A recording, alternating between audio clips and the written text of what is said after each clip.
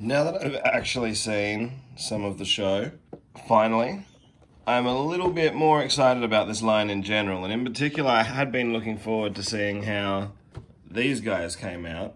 I was a little underwhelmed with Grimlock. Hopefully Hot Rod can return a little bit of that heat.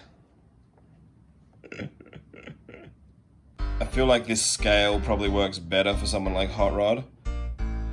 He's very red.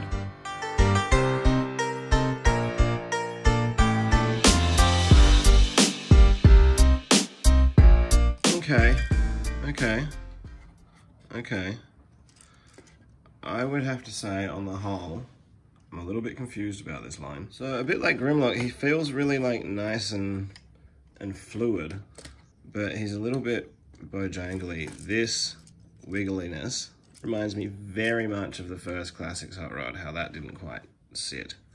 He's got ball joint at the shoulder, so you can get a little bit out of the shoulder, but not a hell of a lot. Good elbow. It's actually double jointed, so you can get some pretty big shapes out of him. So despite that shoulder not actually being a great ball joint, he's still a pretty wiggly boy. Ball jointed head, but it's pretty limited. Cool face sculpt. Not great paint apps. He feels quite underpainted. It gives him, honestly, like, the minimal paint apps give him a little bit of a KO kind of feel, unfortunately. Waist swivel, limited a little bit by the backpack, but you know, no one's really going further than that. Ball jointed and swivel thighed legs. These ones don't seem to be coming off like Grimlock's, which is nice. Pretty good range out of that knee, and ankle rockers, and a little bit of back and forth. Oh, quite a bit of back and forth, actually. So he can throw some pretty neat shapes, I will say.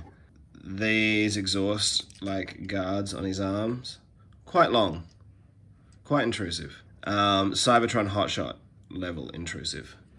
But it is part of the flame gimmick. Flame on! Well, what is that? The god of sparkles? It is pretty cool.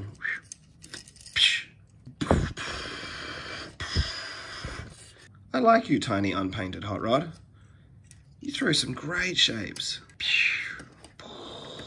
Even just wildly waving his flaming arms about is a good time. Uh-oh. When I say what I want, I'm gonna take it. If it's against the law, you can bet I'll break it. One thing I'm noticing is his collapsible legs. They just... This one's not too bad once you get it out. But this one never wants to stay all the way out. So it can make it sometimes difficult to pose him. So let's go ahead and have a bow peep at him alongside a couple of other deluxe Hot Rod figures. All right, let's go and have a look at Headmaster's Hot Rod. God, that's thick. I get it.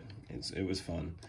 I know that like a lot of people were like, it is supposed to be G1. How is Hot Rod a Headmaster? But I didn't mind. It was a line-wide thing. It was fun. Fun play pattern. I dug it.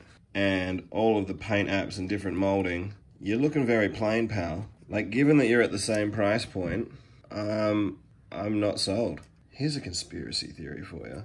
Is the minimal paint apps and the cheaper plastic and the QC issues on this line being used to fund the quality that we're getting in Siege? Are they offsetting? Are they using Cyberverse to sell stuff to kids who will probably destroy it anyway, so that they can give us what we really want? In which case, I, salute you for your noble sacrifice. But otherwise, they're just not that good.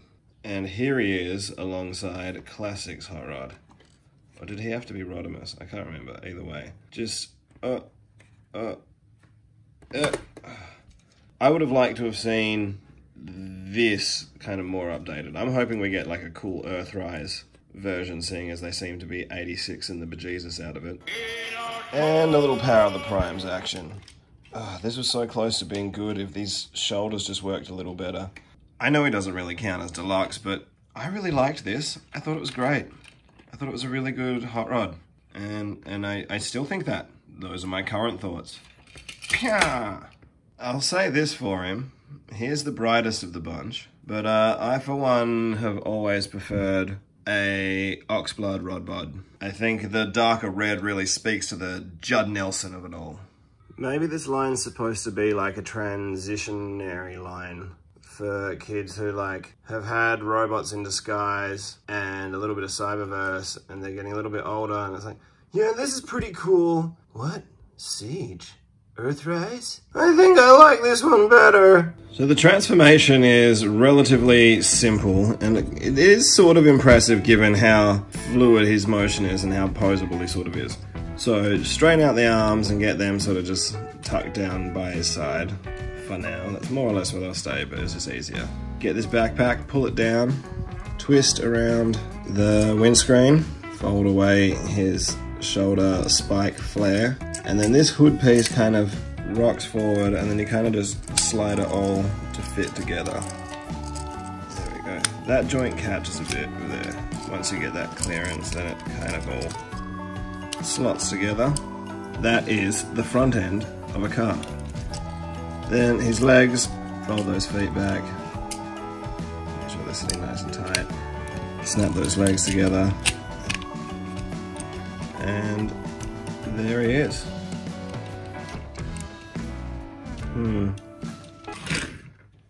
Yeah, there are one or two things that you need to hit on when you're doing a hot rod vehicle mode if you're gonna have the G1ers accept it at all. You need flamey hood, orange spoiler. People can live without the engine, but I do like to see the engine block. This just doesn't feel very hot roddy to me. This could be wheeljack, it could be drift, it could be any friggin' body. You could just use this to be runabout and runabout if you really wanted to. Okay, so maybe you're in the showroom and he stands out the most, but he stands out the most for all of the wrong reasons. I think you'd be hard pressed to find anyone who's like, you know what? This alt mode. This is the one I like. Me, personally, this one. I like this one the most. Look how flat it is. I feel like that was his energy.